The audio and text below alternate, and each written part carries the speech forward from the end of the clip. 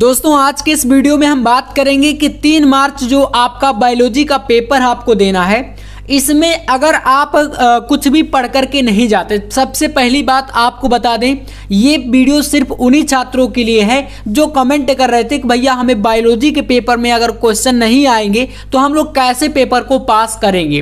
तो आज का ये वीडियो आप देख सकते हो, हमारे पास एक मॉडल पेपर है और इस मॉडल पेपर के अनुसार मैं आपको बताऊंगा, इसमें बहुत सारे देख सकते हो क्वेश्चन दिए गए हैं, है ना।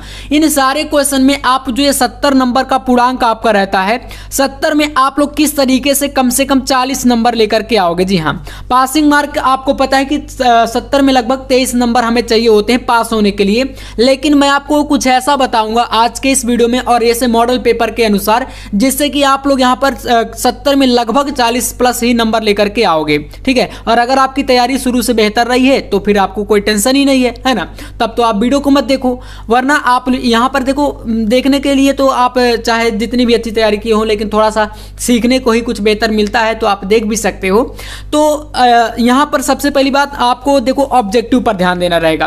पहले आप तो यहां पर 3 घंटे 15 मिनट के जो टाइम है, इसमें 15 मिनट सबसे पहले पेपर को पढ़ने के लिए दिया जाता है और ये आपके लिए सबसे इंपॉर्टेंट है, चाहे आप टॉपर छात्र हो या एवरेज हो या आप मतलब एकदम आपकी तैयारी जैसे नहीं होती है। काफी सारे छात्र हैं जो कि कमेंट करते हैं मेरे पास, होता क्या है जैसे किसी की कोई मजबूरी रही है, कोई बेहतर तरीके से शुरू से पढ़ नहीं पाया, कोई ऐसे भी छात्र हैं कि जिनको काम करना पड़ता है, बहुत सारी मजबूरियां हैं, तो आपके लिए ये वीडियो फिर यहां पर काफी ज्यादा जो है खास हो जाता है ऐसे में। तो चलिए भाई शुरू करते हैं आज के इस क्लास को और पेपर पास करने का बताते हैं ट्रिक क्या होता है। सबसे पहली बात, आप लोग यहां पर सोचो कोई जादू है, जादू नहीं होता है। यहां पर कुछ तरीके हैं जिससे कि आप कॉपी में अगर भर के आओगे तो कहीं ना कहीं एग्जामिनर जो है अच्छे तरीके से आपको समझ करके कुछ आपका सही भी रहता है, कुछ गलत भी रहता है, तो वो सारा कुछ मैनेज करके आपको पास कर देते हैं, ठीक है। तो आज के इस वीडियो में ऐसा बताएंगे कि पूरा पेपर आप लोग हल करके आओगे और टॉपर के तरीके से कॉपी को पहले लिखना सीखो।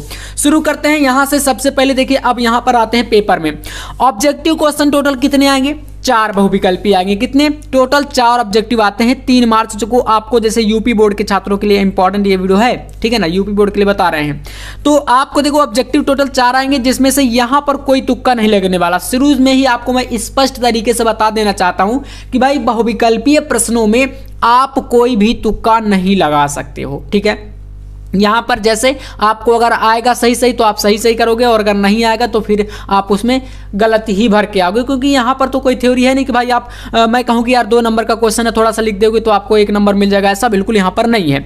तो चलिए ऑब्जेक्टिव पहले हम सॉल्व कर लेते हैं, फिर बढ़ते हैं थ्योरी की ओर और वहां पर आपको बताएंगे। पहला प्रश्न कह रहा है कि निम्नलिखित में से कौन सा एक आभासी फल नहीं है। अब इसमें काफी सारे बच्चे ध्यान नहीं देते, क्वेश्चन को जल्दीबाजी में पढ़ लेंगे और सोच लेंगे कि आभासी फल है, और यहां पर देखो नहीं शब्द छिपा। तो अब चलिए, सेब हो गया, स्ट्रॉबेरी, अखरोट, ये सभी आभासी फल होते हैं, जबकि जो आपका यहां पर चौथा विकल्प आम जो होता है ये आभासी फल नहीं है। तो का नंबर का चौथा विकल्प सही है, काफी सारे छात्रों को पता होगा, बहुत ईजी क्वेश्चन है। चलिए अब अगला क्वेश्चन देख लीजिए। खा नंबर है प्रोटीन संश्लेषण के प्रारंभन हेतु प्रारंभ प्रकूट है। यहां पर देख सकते हो AUG, UGA, UAA ऐसे करके दिया है। 1 नंबर का यह भी क्वेश्चन है, जिसमें राइट आंसर आपका पहला वाला जो ऑप्शन है AUG, ये आपका कोड आंसर बिल्कुल प्रकूट सही है, ठीक है। तो 2 क्वेश्चन यहां से हो जाएंगे। इसके बाद देखो आपको 2 ऑब्जेक्टिव और देखने को मिलेंगे यहां पर। तो देखो ग नंबर क्वेश्चन क्या कह रहा है, निम्नलिखित में से कौन सा एक जैव निम्नीकरण यानी कि जैव विघटित प्रदूषक है। आपको बताना है इसमें, जैसे प्लास्टिक हो गया, एस्बेस्टॉस हो गया, अवाहित मल हो गया और ई कचरा, जिसमें राइट आंसर आपको लगा देना है कौन सा? तीसरा वाला, वाहित मल, ठीक है। तो इसमें तो वैसे आप तुक्का ही लगाओगे अगर नहीं सही से आएगा, और अगर पूरा आ रहा होगा तो आप लगा के आओगे। यहां से आप थ्योरी में थोड़ा ध्यान दीजिएगा, मैं आपको बताऊंगा, क्योंकि काफी सारे क्वेश्चन बायोलॉजी में देखो डायग्राम वाले भी होते हैं। डायग्राम को आप कैसे करोगे, इसके अलावा आप थ्योरी को बना के कैसे लिख सकते हो। जैसे कि काफी सारे, ऐसा तो नहीं है कि देखो पूरे बायोलॉजी के पेपर में आपको एक भी क्वेश्चन ना आए, है ना। कुछ क्वेश्चन होते हैं जो नहीं आते हैं और कुछ क्वेश्चन होते हैं जो आते हैं, तो इसलिए सबको मिलाकर के आपको बेहतर तरीके से पेपर को लिख के आना है, वो बताएंगे। तो घ नंबर है कि घड़ियाल पुनर्वास केंद्र कुकरेल स्थित है। कहां पर है? प्रयागराज, लखनऊ, वाराणसी, लखीमपुर खीरी। तो इसमें आपको राइट आंसर देखो इसमें चूज करना है कौन सा? लखनऊ सही है, ठीक है ना। ये आपका जो दूसरा वाला विकल्प है यह बिल्कुल करेक्ट हो जाएगा। अब चलिए यहां से आते हैं थ्योरी में, यहां से ऑब्जेक्टिव हो जाएंगे। ऑब्जेक्टिव को देखो शुरू में कैसे लिखोगे, प्रश्न संख्या 1 है तो चलिए मैं कॉपी में थोड़ा बता देता हूं कैसे आप लिखोगे। यहां पर सबसे पहले शुरू में करना क्या है, यहां पर आप डाल दीजिएगा प्रश्नोत्तर संख्या 1, ठीक है ना, प्रश्नोत्तर संख्या या नंबर भी यहां पर आप डाल सकते हो, ठीक है, संख्या या नंबर 1 ऐसे डाल दोगे। अब इतना डालने के बाद आपको क्या करना है भैया, पटरी की सहायता से यहां पर थोड़ा सा इसको अंडरलाइन कर देना है। तो इससे होगा क्या भैया, इससे थोड़ा सा हाईलाइट दिखने लगेंगी चीजें, ठीक है, इतना कर दोगे। अब यहां से देखिए ऑब्जेक्टिव की शुरुआत करते हैं, ठीक है, इसमें जैसे लाइन खींचे तो कोई दिक्कत नहीं है, यहां से करते हैं ऑब्जेक्टिव करना। तो इधर क्या करोगे भैया, उत्तर लिख देना है, ठीक है ना, उत्तर। अब आइए देखो कौन सा किसका क्या सही है, तो का नंबर में जैसे चौथा विकल्प, तो आप क्या लिखोगे, यहां पर लिख देना है का ऐसे, और इसमें 4th नंबर का ऑप्शन आपका क्या है, बिल्कुल करेक्ट है, जो कि 4th नंबर में क्या है। तो देखो इतनी चीजें काले पेन से लिखनी है, इसके बाद आगे का जो आपका आंसर है उसको नीले से लिखना। तो आपका राइट क्या है, आम, तो यहां पर इसको क्या करोगे भैया, नीले से लिख देना, और इसमें आप सामने टिक भी कर सकते हो। इतना कर लोगे 1 नंबर यहां से मिल जाएगा। इसके बाद जैसे आपके पास यहां पर ख नंबर क्वेश्चन है, ख नंबर में आपका पहला विकल्प, तो यहां पर इसमें क्या कर सकते हो, यहां पर भी आप लिख सकते हो, एक लाइन बीच में छोड़ करके खा लिख देना, ठीक है। इसके बाद यहां पर खा में आपका पहला विकल्प सही, तो आप पहला लिख दो ऐसे, ठीक है। ये सारी चीजें आप लोग खुद ही जानते हो। इसमें आपका सही है ए यू और यहाँ पर क्या है जी, ठीक है, इसमें आप सही का टिक लगा दो। इसके बाद 2 क्वेश्चन हो गए, 2 नंबर यहाँ पर मिल जाएंगे। इसके बाद देखो गा नंबर क्वेश्चन है आपका वाहितमल तीसरा विकल्प, ठीक है, गा का 3rd सही है। तो ब्लैक पेन से आप यहाँ पर लिख देना एक लाइन छोड़ करके गा, और इसमें राइट विकल्प कौन सा है, तीसरा वाला सही है, तो यहाँ पर लिख देना आपको 3rd ऐसे करके, ठीक है। अब चलिए गा का 3rd में क्या है, वाहितमल, ये वाला विकल्प, तो यहाँ पर नीले पेन से आपको लिख देना है क्या, वाहितमल, ठीक है, ये सही है आपका। आइए नेक्स्ट आते हैं, घ नंबर है भाई, इसका आपका 2nd नंबर विकल्प सही है, लखनऊ में, ठीक है ना। तो यहाँ पर आप लिखोगे एक लाइन छोड़ के वही तरीका घा ऐसे, और यहाँ पर आपका दूसरा वाला विकल्प सही है, तो इसमें क्या कर दोगे, 2nd ऐसे कर देना है, और राइट आंसर है लखनऊ में, तो यहाँ पर लिख देना है आपको लखनऊ, ठीक है, लखनऊ में। ये इस तरीके से आपको एक ही पेज में आपको इतना कर देना है, बीच बीच में थोड़ा गैप छोड़ दोगे तो क्या होगा, थोड़ा बेटर दिखेगा और स्पष्ट दिखेगा। तो इस तरीके से आपके आंसर हो जाएंगे प्रश्नोत्तर संख्या 1 के। अब जैसे यहां से आप आओगे तो इसमें देखो यहां पर क्या है, निश्चित उत्तरीय प्रश्न है ना। ये सारे क्वेश्चन 1-1 नंबर के हैं, ठीक है ना, कितने 1-1 नंबर के। जैसे कि 2 नंबर क्वेश्चन तैयार है यहां से, तो आपको पहले क्या करना है, प्रश्नोत्तर संख्या 2 डालना पड़ेगा, क्योंकि यहां से प्रश्न अलग है। तो क्या करोगे, यहां से आपको इतना करने के बाद एक लाइन फिर से बीच में छोड़ देनी है, और यहां पर आपको लिखना है बीच में ही प्रश्नोत्तर संख्या। देखो जैसा बता रहा हूं, अगर इस तरीके से करके आओगे तो कहीं ना कहीं आपको क्वेश्चन में नंबर जरूर मिलेंगे, ठीक है ना। थ्योरी बारे में, ऑब्जेक्टिव में तो सही में ही मिलेगा, ऑब्जेक्टिव जब सही रहेगा तभी मिलेगा, चाहे आप कितना भी अच्छा लिखो, कितना भी खराब भी लिख करके आओगे तो आपको नंबर यहां पर मिल जाएंगे। लेकिन इधर नंबर जो है थ्योरी में थोड़ा देखना पड़ता है, तो उसके लिए देखिएगा, यहां से डालोगे प्रश्नोत्तर संख्या 2, ठीक है, और वही पुराना वाला अपना तरीका यहां पर डाल देना है। सबसे देखो मैं बेटर तरीका बता रहा हूं, इसमें ज्यादा कुछ आपको मंत्र पढ़ने की जरूरत नहीं है।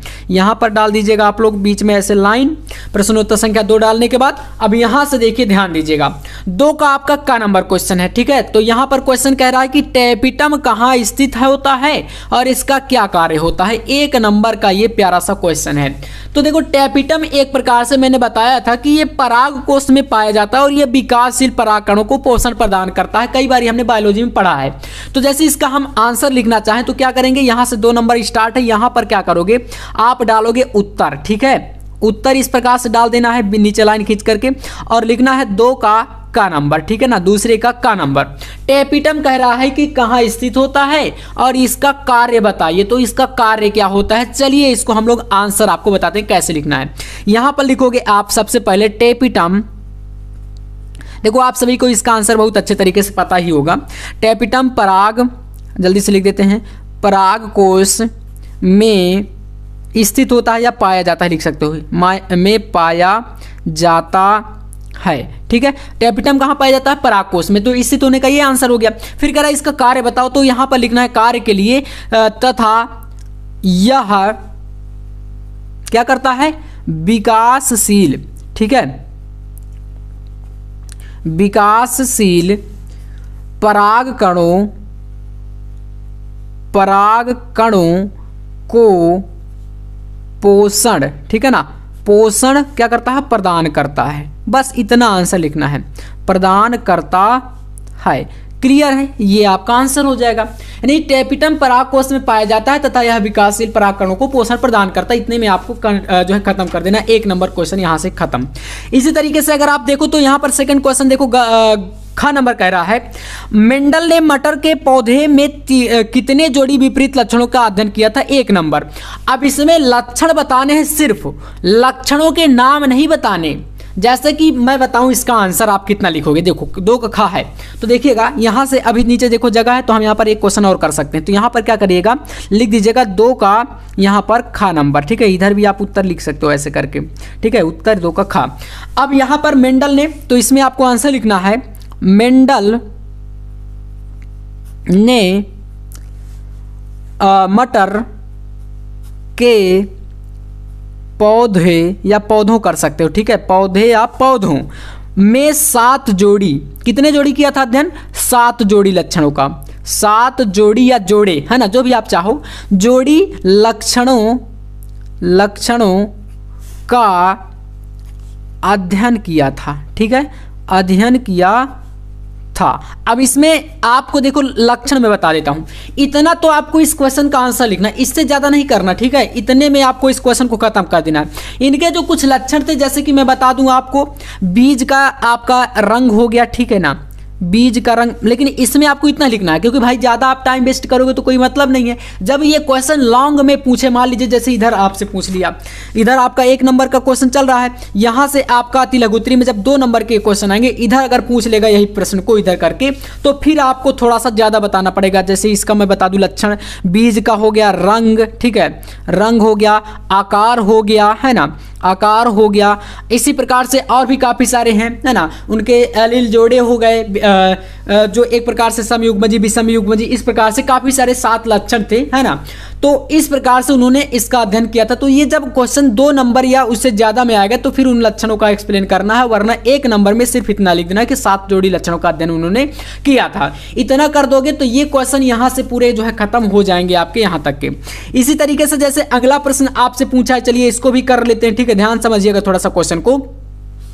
यहां से ग नंबर क्वेश्चन कह रहा है आपसे कि किस पैथोजन के कारण हाथी पांव, जिसे बोलते हैं एलिफेंटियासिस, है ना, रोग होता है, और यह पैथोजन किस संघ में से संबंधित होता है? यह भी 1 नंबर का आपका क्या है प्रश्न है, ठीक है। तो चलिए इस क्वेश्चन का आंसर यहां से देखते हैं। नीचे जगह नहीं तो हम क्या करेंगे भैया, नेक्स्ट पेज पे चले जाएंगे। इतना आपको एक पेज में पहले करना है, ठीक है ना, ऐसे तय, मतलब थोड़ा सा काट पीट नहीं करना। शुरुआत के जो पेज रहेंगे उनमें अगर आप काट पीट करोगे तो थोड़ा नंबर कट जाते हैं। और मैं ये नहीं कर रहा हूँ कि काफ़ी सारे बच्चों की देखो हैंड राइटिंग भी उतना ज़्यादा अच्छी नहीं बन पाती, काफ़ी सारे लोग होते हैं जिनकी हैंड राइटिंग अच्छी होती है। तो आपसे इतना भी अगर बन रहा है जितना मैं बता दिया हूँ, इतने भी आपको पूरा नंबर मिल जाएगा, कोई दिक्कत नहीं आएगी हैंड राइटिंग की, ठीक है ना। तो इतना आपके लिए काफ़ी पर्याप्त होता है अगर आप इतना अच्छे तरीके से लिख देते हो तो, ठीक है। अब चलिए आते हैं नेक्स्ट पेज पर, इधर देखिएगा, ठीक है। तो यहाँ से अब डालते हैं हम लोग, क्या करेंगे, जैसे नेक्स्ट पेज पे आए तो यहाँ पर काफ़ी सारे छात्रों जो है गलती करते हैं। गलती क्या करते हैं भैया, हम लोग देखो नेक्स्ट पेज पर हैं तो हम लोग अभी दूसरे क्वेश्चन को ही कर रहे हैं। तो यहाँ पर आपको करना क्या है, कॉपी जो लिखने का एक तरीका होता है, आपको यहाँ सबसे पहले ऊपर वही चीज़ जो कि मैंने बताया, यहाँ पर डाल देना है प्रश्नोत्तर संख्या फिर से, ठीक है। ये सभी लोग नहीं डालते हैं, ठीक है ना। प्रश्नोत्तर संख्या जो कि आपका चल रहा था 2, इतना आपको जरूर डालना है। जब भी आप लोग नया पेज स्टार्ट करो, जिस क्वेश्चन से करना स्टार्ट कर रहे हो उसको आपको जरूर डालना है, ठीक है। ये 2 डाल दिए। इधर आपको करना है उत्तर, ठीक है, उत्तर, और यहाँ पर कर देते हैं 2 का ग नंबर। अब बस यहाँ से स्टार्ट कर दो क्वेश्चन को करना। क्वेश्चन आपसे पूछ रहा है कि भाई हाथी पांव यानी एलिफेंटियासिस जो रोग होता है, यह पैथोजन के किस संघ से संबंधित होता है, आपसे क्वेश्चन ये पूछा है। तो चलिए आपको मैं बताता हूँ इसका आंसर यहाँ पर कैसे लिखना है। इसको बोलते हैं भैया यहाँ पर, तो इसका देखो आंसर आप ऐसे लिखोगे। सबसे पहले बात, आपको किस पैथोजन के कारण, तो देखो यहाँ से आंसर स्टार्ट करते हैं। काफ़ी ज़्यादा इंपॉर्टेंट भी क्वेश्चन है सारे के सारे, तो थोड़ा एक बार देख लीजिएगा बेटर तरीके से, है ना। तो यहाँ पर आपको इसमें लिखना है फाइलेरिया, ठीक है, फाइलेरिया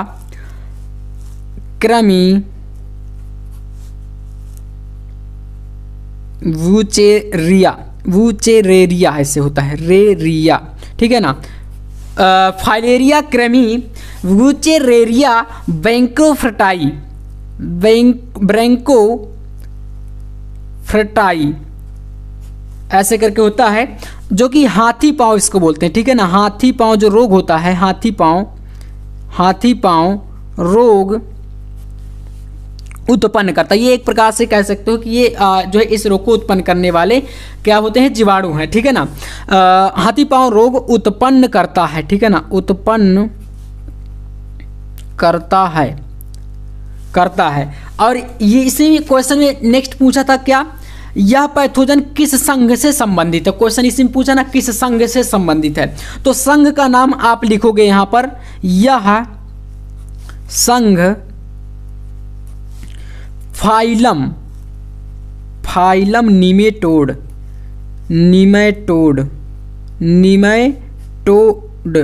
है ना, से संबंधित है,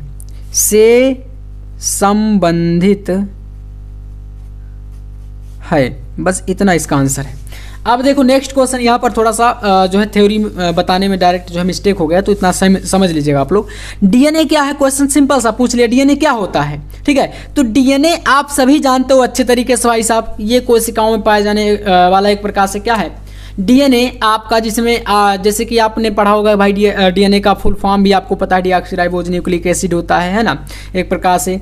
और भी काफ़ी सारे क्वेश्चन, और इसी में अगर और क्वेश्चन को बदल के पूछता भाई, डीएनए आरएनए में अंतर पूछ लेता और भी कुछ करके पूछता, तो फिर वो थोड़ा क्वेश्चन लॉन्ग बन जाता। जैसे यहाँ पर है, निकेत को परिभाषित करिए। निकेत को परिभाषित करना, क्या होता है निकेत, तो जैसे मैं आपको बता दूं इसका आंसर आप कैसे लिखोगे। डीएनए को तो आप जानते हो बहुत बेटर तरीके से, यहाँ पर हम बताते हैं आपको 2 का घ नंबर क्वेश्चन। देखो कैसे लिखोगे आप लोग, देखो इन्हीं को थ्योरी को बनाना इसी को बोलते हैं, जो बोलते हैं ना काफ़ी सारे लोग, आप सुना होगा आपने कि भैया कॉपी को भर के चले आना तो नंबर मिल जाएंगे, कॉपी को ऐसे लिखना तो नंबर मिल जाएंगे, क्वेश्चन को बना के लिख देना अपने से। तो बनाना क्या होता है, अपने से ऐसे ही बनाया जाता है। कुछ वर्ड हमें पता है, बायोलॉजी हम पढ़ते हैं, बायोलॉजी सब्जेक्ट हमने लिया है, तो कुछ वर्ड ऐसे होते हैं जो कि हमें पता होते हैं, उन्हीं वर्डों को मिला करके जब क्वेश्चन ना बने तो आप उसका थोड़ा सा थ्योरी को इस्तेमाल करो खुद से और बना के लिखो, है ना। जैसे निकेत को परिभाषित करो, तो निकेत होता क्या है, यहाँ पर बता दें, निकेत ऐसी भूमिका होती है या वह भूमिका होती है,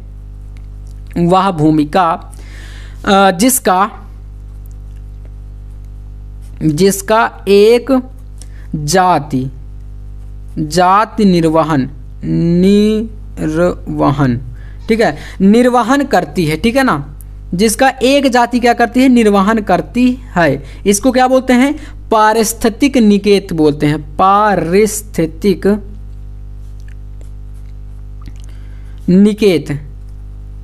निकेत कहते हैं या कहलाती है, निकेत कहते हैं। इतना बस कर देना, यहाँ से ये खत्म क्वेश्चन।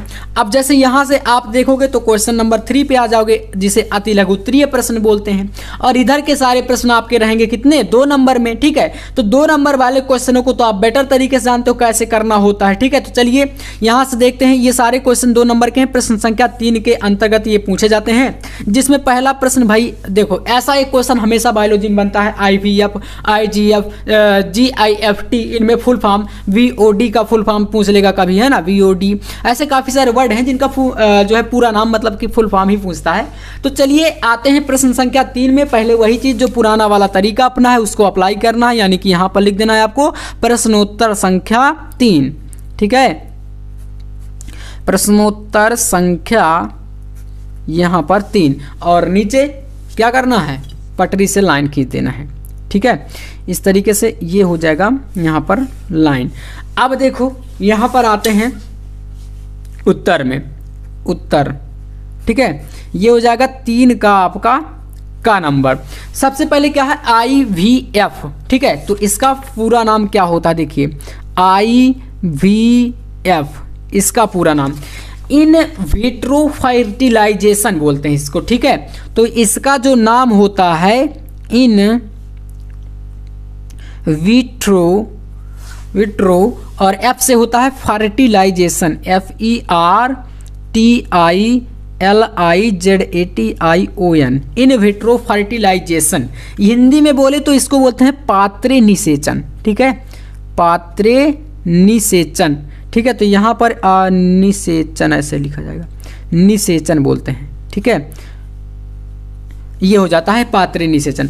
अब इसी में पूछा है जैसे यहाँ पर GIFT का नाम, GIFT, तो इसको देखो कैसे लिखेंगे यहाँ पर GIFT, ठीक है। इसको बोलते हैं गैमेट इंट्रा फैलोपियन। एफ से क्या होता है फैलोपियन, FALLOPIAN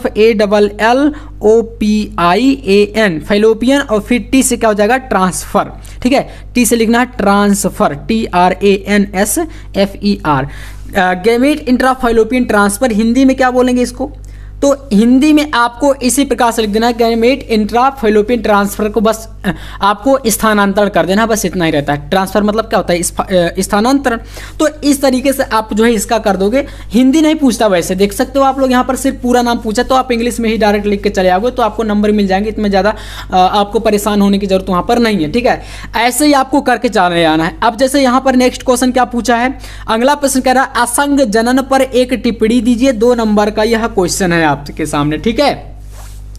तो चलिए असंग जनन को हम लोग यहां पर परिभाषित करते हैं, ठीक है। असंग जनन, यहां से क्या करोगे, नेक्स्ट पेज पे आ जाओगे, इधर का पेज भर गया। अब ऐसे ही आपको सारे क्वेश्चन को करना है, ठीक है। तो नेक्स्ट पेज पे जैसे आप आ जाओगे यहां पर, और यहां पर आपको इधर लिखना है क्वेश्चन 3, ठीक है। तो अब यहां पर मैं आपको बता देता हूं असंग जनन के बारे में। अब वही चीज आपको पुराना वाला यहां पर प्रश्न उत्तर संख्या 3 डाल दीजिएगा अपना, 3 का यहां से उत्तर खा बोलते हैं। चलिए 3 का ख नंबर क्वेश्चन का आंसर देखिएगा, असंग जनन। पहले आप असंग जनन पर यहां पर देखो परिभाषित करने बोला है टिप्पणी, तो इसलिए आपको हेडिंग डालना पड़ेगा यहां पर, ठीक है। शुरू में क्या करना है, आपको लिख देना है असंग जनन, ठीक है, असंग जनन ऐसे।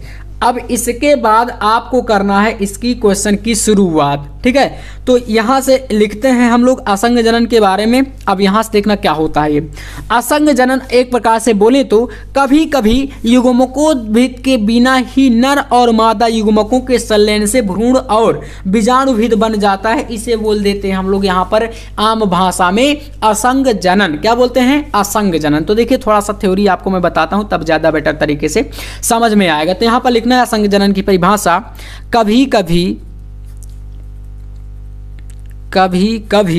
क्या होता है, युग्मकोद्भिद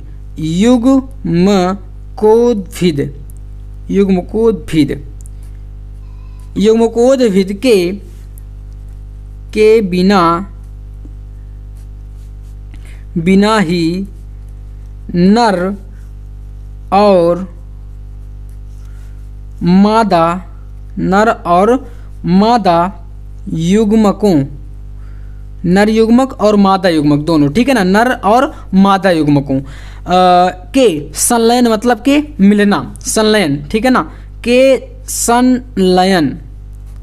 संलयन से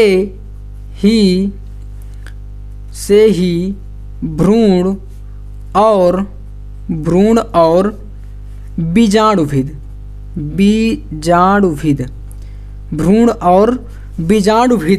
बन जाता है, ठीक है। क्या होता है, नर और मादा युग्मकों के संलयन से ही भ्रूण और बीजाणुभिद क्या होता है, बन जाता है, ठीक है। और इस प्रक्रिया को बन जाता है, ठीक है ना, जाता है, बाकी आप समझ लीजिए, थोड़ा सा मैं जल्दी में बता रहा हूँ, बन जाता है। और इस प्रक्रिया को क्या बोलते हैं, असंग जनन बोलते हैं, बस इतना समझ लीजिएगा आगे, ठीक है। इस तरीके से आप इसको समझ सकते हो। बाकी जैसे एक क्वेश्चन आपके सामने और दे दिया, यहाँ पर क्या कह रहा है, टर्नर सिंड्रोम और क्लाइनफेल्टर सिंड्रोमों में गुणसूत्र की संख्या कितनी होती है। बहुत इजी क्वेश्चन, देखो यहाँ पर ये क्वेश्चन कई बार रिपीट हुआ है और ये सारे क्वेश्चन इस मॉडल पेपर के मोस्ट इंपॉर्टेंट है आपके लिए। तो टर्नर सिंड्रोम और क्लाइनफेल्टर, तो इसमें आपको क्या करना है, नेक्स्ट फिर इधर डाल देना है आपको 3 का ग नंबर, उत्तर 3 का ग। एक तरफ आपको लिखना है क्या, टर्नर सिंड्रोम, ठीक है, और एक तरफ आपको लिखना है क्लाइनफेल्टर, टर्नर सिंड्रोम। देखिए टर्नर सिंड्रोम, गुणसूत्रों की सिर्फ संख्या बतानी है। टर्नर सिंड्रोम कर दीजिए, एक तरफ आप क्या कर दीजिए, क्लाइनफेल्टर सिंड्रोम, ठीक है ना, क्लाइनफेल्टर सिंड्रोम। ये दोनों को अलग अलग लिखना है, ठीक है। तो जो टर्नर सिंड्रोम होता है इसमें आपके 45 गुणसूत्र होते हैं, ठीक है। यानी कि बोले बात करें तो यहाँ पर 22 जोड़े और इसी में आपका प्लस x गुणसूत्र होता है इस प्रकार से, ठीक है ना। x और एक गुणसूत्र इसमें विलुप्त होता है।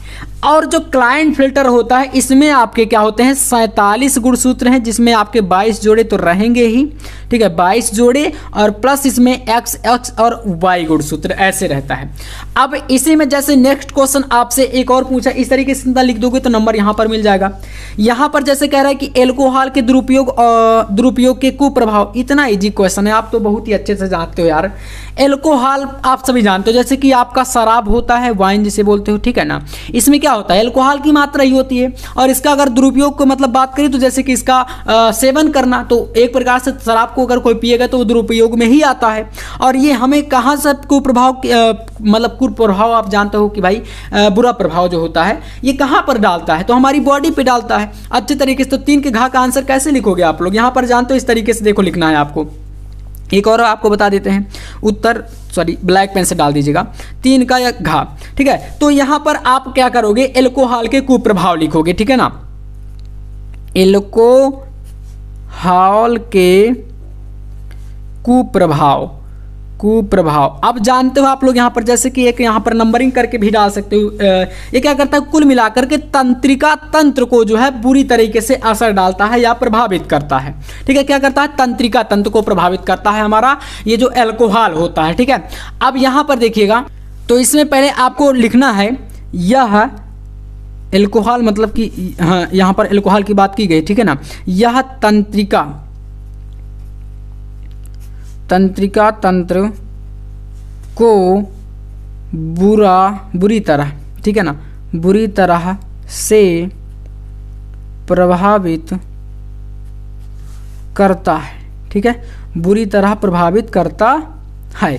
अब इसकी बात करें तो तंत्रिका तंत्र को यहाँ पर कुल मिलाकर के दुर्बल करता है, मतलब प्रभाव डालने का मतलब। जैसे कि यहाँ पर आपका बात कर लें 1 नंबर, तो इसमें होता क्या है, यहाँ पर 2 नंबर भी डाल सकते हो आप लोग। ये 1 नंबर हमने कर दिया कि तंत्रिका तंत्र को प्रभावित करता है।